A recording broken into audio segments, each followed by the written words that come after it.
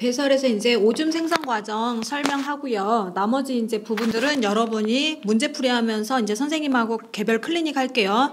오줌의 생성 과정은 세 가지 과정을 거쳐야 되는데, 그렇죠. 여과, 재흡수, 분비. 이렇게 세 가지 과정을 거치는데, 여과라는 거는 이동 경로가 일단 내용 먼저 볼게요. 사구체에서 보먼 주머니로 걸러지는 게 여과다.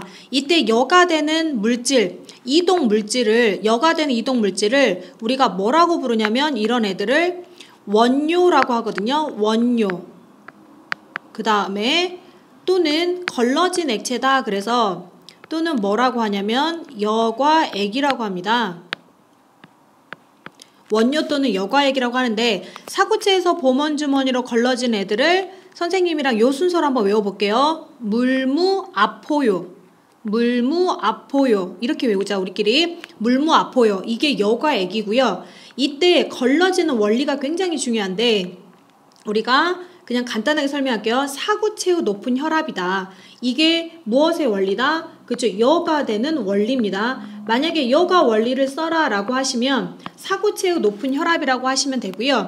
그럼 이제 사구체에서 보먼 주머니로 여과가 이루어지는데, 일단 단백질과 지방, 혈구처럼 분자가 큰 물질, 이렇게 큰 물질은 뭐 되지 않는다? 그렇죠. 여과되지 않는다. 그러면 여과되지 않는다는 얘기는 이렇게 단백질, 지방, 혈구는 어디에는 없다. 그렇죠. 원료, 즉 여과액에서는 원료에는 관찰이 어렵다. 꼭 기억하셔야 돼요. 그래서 외울 때 얘들아, 우리가 아파트 9단지, 아파트가 9단지나 되면은 크죠? 안 걸러지겠죠? 9단지는 걸러지지 않는다. 그 다음에 이제 재흡수 과정으로 넘어갈게요. 재흡수는 세뇨관에서 우리가 이제 세뇨관으로 여과액이 이동을 하는데, 이때 크기가 작아서 무작정 걸러진 애들이 있단 말이에요. 이를테면 포도당 아미노산은 우리 몸에 굉장히 중요한 영양분이죠. 그래서 얘네들은 100% 다 흡수를 다시 해야 되고요. 물하고 무기염류는 내가 필요한 만큼만, 즉 필요량만 선택적으로 흡수를 할 텐데, 일단 우리가 어디로 이동을 시켜야 되냐면 세뇨관을 따라가면 이게 오줌으로 나가버리기 때문에 세뇨관을 둘러싸고 있는 모세혈관 쪽으로 흡수를 해야 되는데, 다시 한번 쌤이 포도당과 아미노산처럼 우리 몸에 꼭 필요한 애들은 얘네들은 몇 프로 재흡수한다고요? 그렇죠. 100% 재흡수 하셔야 된다고요. 만약에 오줌으로 빠져나간다. 그러면 포도당이 빠져나갔다. 그럼 어떻게 되나요? 당뇨병이 되겠죠. 그래서 100% 재흡수하지 않으면 아프다고요. 그래서 외우셔야 돼요. 아포. 그 다음에 물하고 무기염류는 내가 필요한 만큼만 흡수한다. 근데 재흡수나 분비의 원리는 중등부 때는 물어보지 않아요.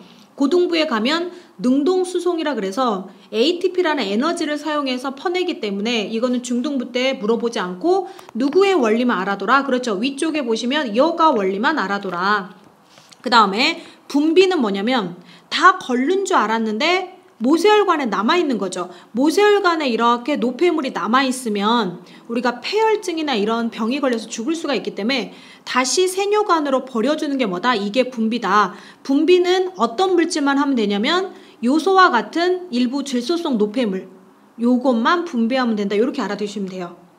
그럼 이제 모식적으로 나온 그림으로 한번 설명해 볼게요.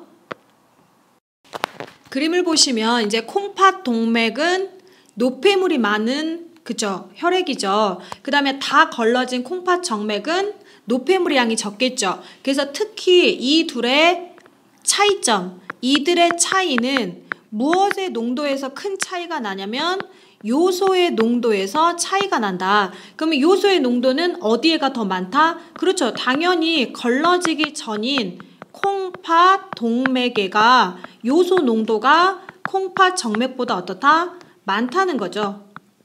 콩팥 글씨 알아보시겠어요?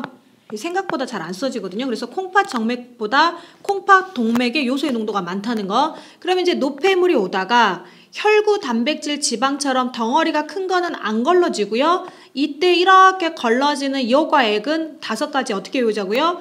물무, 아포요. 요 정도 알아두자고요. 그런데 이 중에서 누구하고 누구는 그렇죠. 포도당하고 아미노산은 몇 퍼센트 재흡수해야 된다? 모세혈관 쪽으로? 그렇죠. 100% 다 흡수를 해야 되고 100% 흡수하기 때문에 오줌에는 포도당이나 아미노산이 있으면 된다? 안 된다? 그렇죠. 아미노산은 어떻다? 오줌에는 없다. 꼭 기억하셔야 되고요.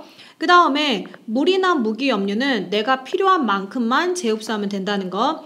그 다음에 모세혈관에 남아있는 질소성 노폐물인 요소는 세뇨관으로 분비해야지만 이게 오줌을 따라서 체외로 나가겠죠. 그래서 이게 오줌이 생성되는 과정인데 여기 보시면 우리가 여기 지금 뭐 집합관 또는 콩팥 깔때기 쪽인데요. 요쪽이 유독 요소 농도가 높다는 거. 그런데 어차피 이미 걸러진 요소의 양에는 변함이 없을 텐데 유독 이 끝부분이 요소 농도가 가장 높아요. 요소 농도가 가장 높은 이유. 요 이유가 얘들아 뭘로 출제가 될 수 있냐면 이 가장 높은 이유가 서술형으로 한번 물어본 학교가 있었어요. 그러면 왜 굳이 끝부분에서 오줌 생성 과정 경로 중 가장 끝부분에서 요소 농도가 높냐면 앞부분에 보시면 물이 있죠. 대부분의 물이 재흡수가 되기 때문에 농도가 진해지는 거죠. 그래서 뭐라고 답을 하시면 되냐면 왜 어째서 우리가 집합관 또는 콩팥 깔때기 쪽에서 요소 농도가 가장 높냐라고 물어보면 대부분의 물이 재흡수됐기 때문이라는 거죠. 물이 재흡수되면 당연히 물이 줄어들면 농도가 어떻더라? 그쵸? 진해지는 거죠. 요거를 이유로 써주시면 됩니다. 그러면 결국에 이제 오줌의 배설 경로 한번 마무리로 볼게요. 콩팥 동맥, 사구체, 보호먼 주머니. 근데 이 둘을 합쳐서 말픽이라는 과학자가 뭐라고 이름을 붙였다? 그렇죠. 말픽이 소체라고 이름을 붙였다. 그 다음에 세뇨관, 집합관. 근데 집합관은 생략한 학교들이 많고요. 콩팥 깔때기에 임시 저장했다가 그 다음에 오줌관, 방광, 요도. 그래서 우리끼리 선생님이랑 여러분하고 우리끼리만 콩, 사보세, 콩, 오방요. 그래서 여러분이 이거 가로 넣기로 쓸 수 있을 정도로 암기하셔야 돼요. 일단 배설은 여기까지만 설명할게요.